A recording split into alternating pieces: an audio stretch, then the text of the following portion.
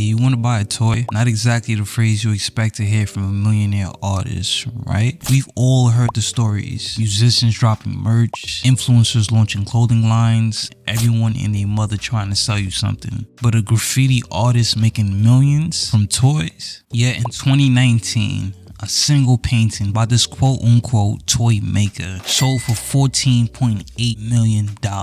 Not bad for someone who started out illegally painting over bus stop advertisements and train stations. While most artists were desperately trying to get their work into fancy galleries, this guy was doing something different. He wasn't interested in impressing art critics or climbing the traditional ladder. He was too busy building an empire, one vinyl figure at a time. This story doesn't start in some fancy art gallery or prestigious art school. It starts in Jersey City, 1974, with a kid named Brian Donnelly. While other kids are playing with toys, he's watching graffiti artists transform great city walls into colorful masterpieces. But young Brian isn't just watching, he's studying, learning, plotting. Fast forward to high school, while his classmates are doodling in their notebooks, Brian is already making his mark, literally. He creates a tag, KAWS. Why KAWS? Simply because he liked how the letters looked together. But here's the thing about teenage Brian. He wasn't content with just any wall. He wanted his tag where he could see it from his classroom window. So he did what any aspiring artist would do. He climbed up and painted it on a roof nearby. Every day in class, he could look out and see his work.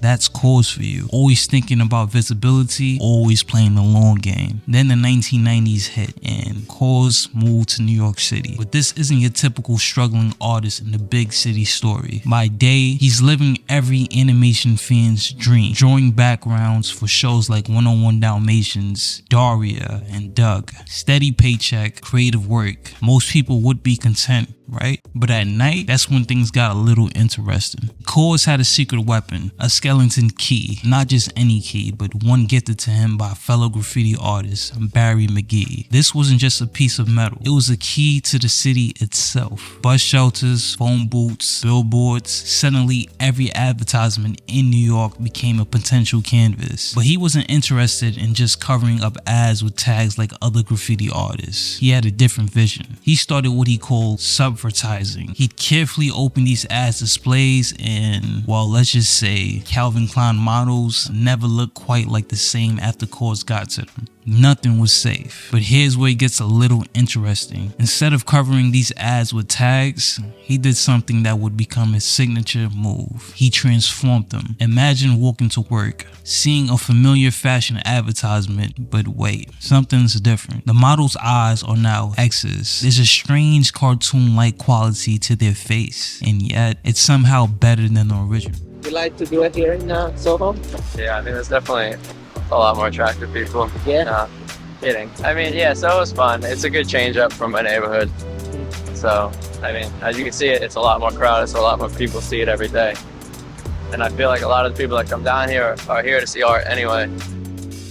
That was KAWS' genius. Some people would say that he was destroying these ads, but the truth is, he was transforming them, making them his own, creating art that stopped people in their tracks, turning them into his own art gallery on the streets. Word started spreading. People began looking forward to seeing which advertisement KAWS would hit next. His work wasn't hidden away in some alley. It was right there on Main Street, in your face, impossible to ignore. Paris, he hit it. London, tagged it. Berlin, done.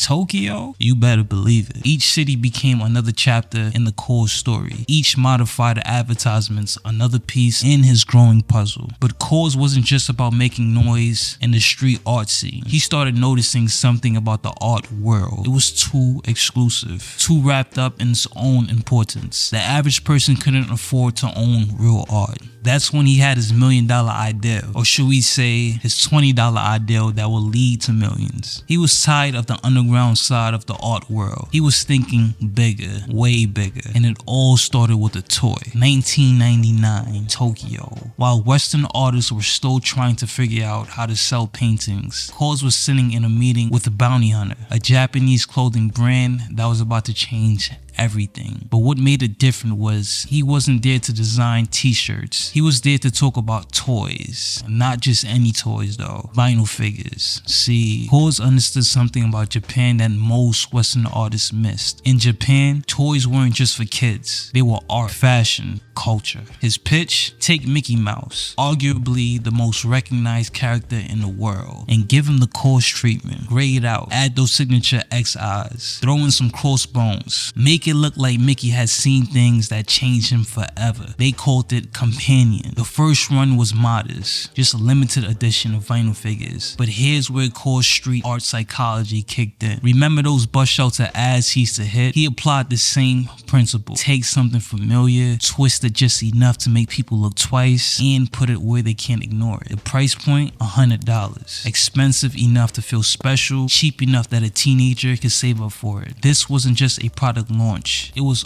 art, monopoly, and action. The toys sold out instantly, but that wasn't the interesting part. The interesting part was what happened next. Those $100 toys, they started showing up on eBay for $200, then $500, then $1,000. KAWS had accidentally, or maybe not so accidentally, created something new. Accessible art that could become an investment. So while the art world was busy being exclusive, KAWS was making art you could hold in your hands. Art you could own without being a millionaire. Art that spoke to kids who grew up watching cartoons. He was building an army of collectors. But KAWS wasn't done, not even close. The first companion was just the beginning. The Simpsons became the Kimpsons. SpongeBob got the X-Eyes treatment as well. Even the Smurfs weren't safe. Next came collaborations with Japanese streetwear legend Nigo for Bathing Abe. Then Medicom toy. Then Fantastic. Each release more limited than the last. Each one selling out faster than the one before. Each character KAWS touched became part of his universe. A universe where familiar faces got twisted just enough to make you look twice. It was like he was speaking a language everyone somehow understood. Part nostalgia, part street art, part high-end design. In 2006, he opened Original Fake, a store in Tokyo. Think about that.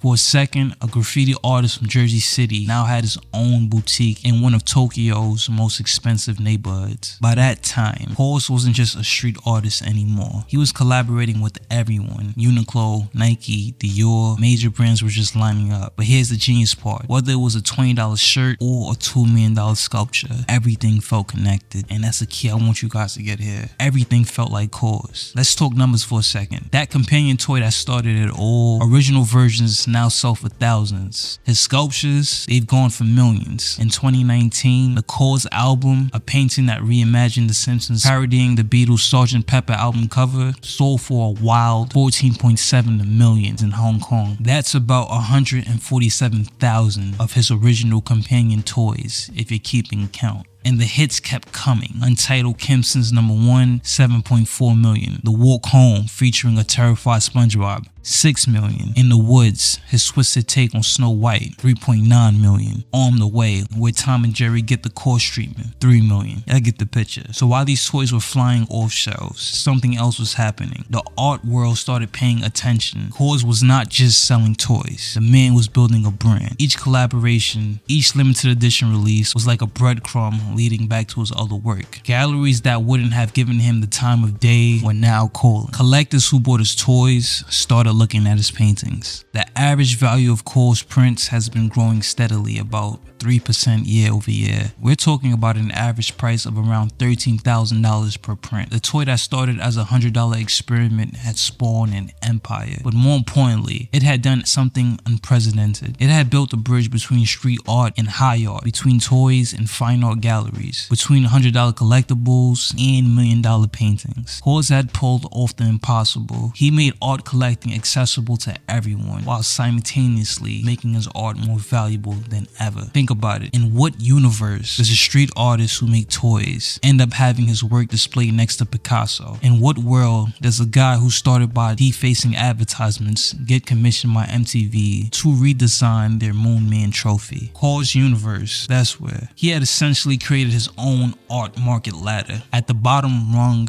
you had the toys and the merchandise, accessible to almost anyone. Then came the prints, then the smaller original pieces, and at the top, of course, those $1 million paintings and sculptures. Today, KAWS is more than an artist. Again, he's a brand, a movement, a blueprint for how art can evolve in the 21st century. His work hangs in major museums and sit on teenagers' desks. He's collaborated with everyone under the sun, even his character that he even created to float through the Macy's Thanksgiving Day parade. And it all started with a kid from Jersey City who looked at an advertisement and thought, I could make this better. This is what happens when street art meets smart business. When a toy becomes much more than just a toy. When underground goes mainstream and quote unquote sells out. By the way, YouTube says if you enjoyed this video, then you might want to check this one out next. This is Lee from North Studios. Next time, yeah, I'm out here.